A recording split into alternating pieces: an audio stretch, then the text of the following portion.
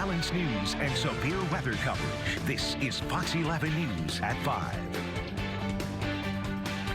Good evening, everyone, and thanks for joining us here at 5 o'clock. As you may notice, we have entered a brand new era for Fox 11. Yeah, we hope you like the updated look here, which, as always, is built for bringing you, the viewer, the latest and best in balanced news and severe weather coverage. That's right. As we begin tonight, we are going to check in with our chief meteorologist, Patrick Powell, on that smoke and haze in our area. Yeah, it's hanging on and keeping the air quality advisories active. And Patrick, is this the week perhaps we could finally catch a break?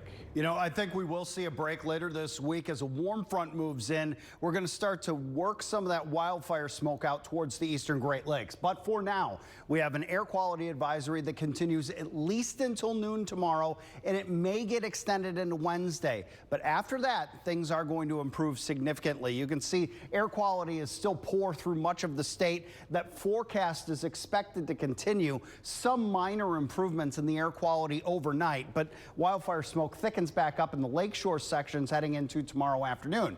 As we head into Wednesday, we're going to see that wildfire smoke really thinning, especially as we head into Wednesday afternoon. So some big improvements are coming. It's just going to take a couple more days. All right, Patrick, thanks. Even with the lingering air quality advisory, most of you are still trying to get outside, but the haze is wearing on us, and many are ready for that air to improve. Fox 11's Josh Cavender joins us live from Fox Crossing. And Josh, what are people there telling you?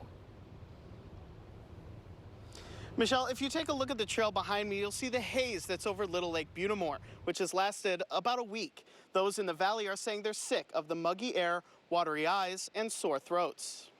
Well, I've been walking most of the whole summer, so the past couple days has been a little rough.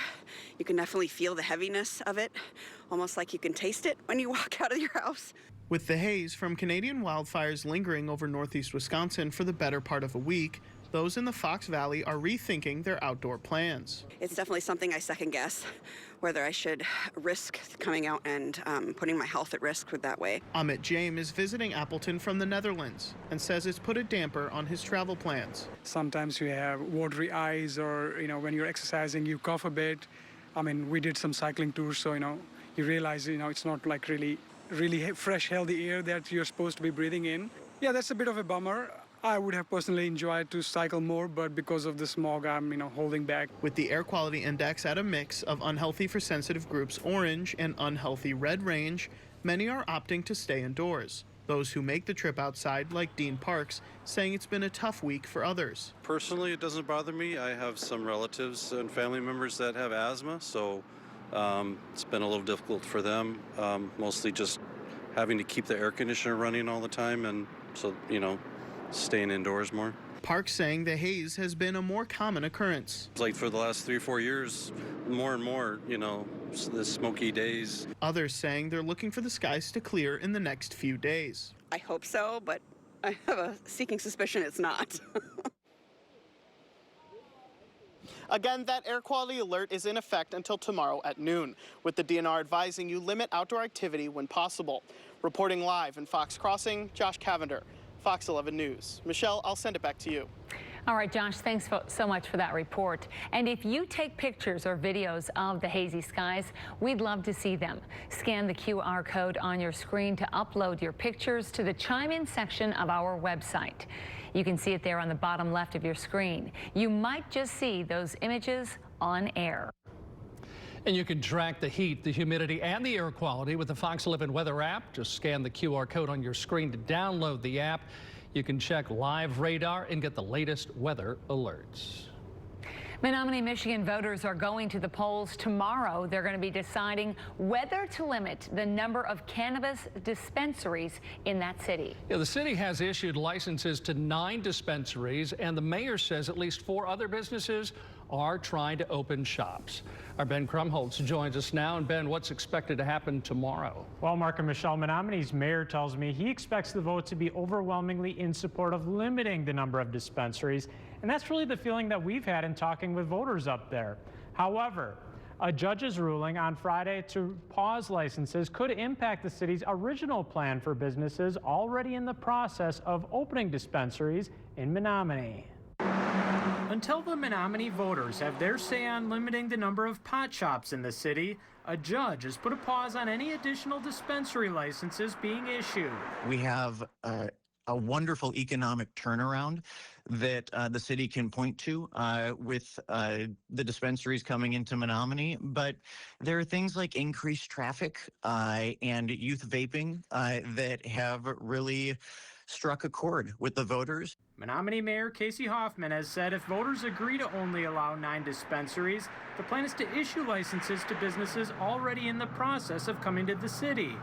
That could become difficult depending on whether the judge lifts the pause on licenses. There are companies that wish to come on into town that have spent thousands and thousands and thousands of dollars to get here, and we look forward to hearing from Judge Barglin how that conflict will be resolved. Puff Cannabis Company appears to be almost ready to open in Menominee. Its building remodel appears to be about done, and the company even bought the building of a nearby daycare to be compliant with the city buffer regulations for dispensaries.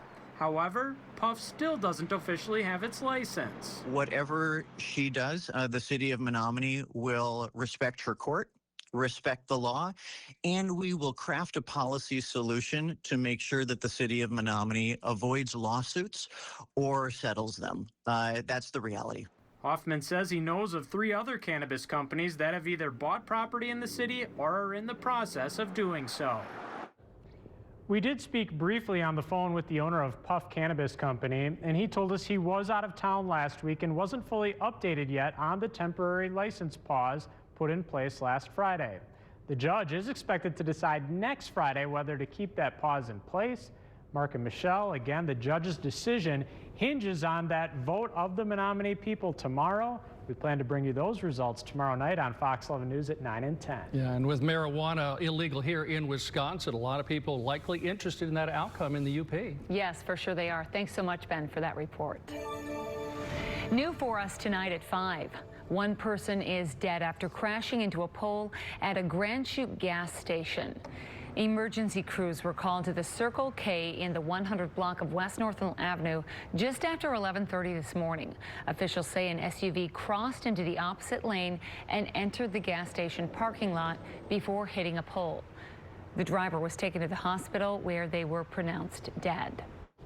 A Seymour man has been charged for a fatal crash in Shawano County. Prosecutors say Colin Jorgensen was driving more than 100 miles an hour before the June crash. A 14-year-old in the car was killed and a 15-year-old was injured. Jorgensen was charged with first-degree reckless homicide, first-degree reckless injury, and obstruction. Bond was set at $80,000. Jorgensen returns to court next week. In Sister Bay, a change for rental properties. An ordinance is now legal that limits the number of bedrooms used in a rental property. That ruling happened on Friday. Sister Bay's regulations allow rental properties to rent or use only 4 bedrooms. 4 property owners filed a lawsuit saying that ordinance is improper. In the decision, the judge agreed with the village on the concerns of overcrowding and noise. The village cannot mandate the extra bedrooms be locked, and the extra spaces can be used for other purposes. The search for a Montana mass shooting suspect is now in its 4th day. Police are looking for 45-year-old Michael Paul Brown. He's suspected of shooting and killing 4 people inside a bar in the small town of Anaconda on Friday. Investigators say Brown was a regular at the bar and knew the victims, who all ranged in age from 59 to 74 years old. Brown is believed to be armed and dangerous. Still ahead tonight, Democratic state lawmakers in Texas are trying a similar tactic to Democratic state lawmakers in Wisconsin some 14 years ago. Yeah, they're trying to prevent having congressional districts redrawn ahead of the midterms there in Texas. We're going to take a look at what they're doing and hear from both sides coming up. And a new report is out from the Wisconsin Department of Health on vaccination rates. What parents need to know to keep their kids safe amid a rise in measles cases.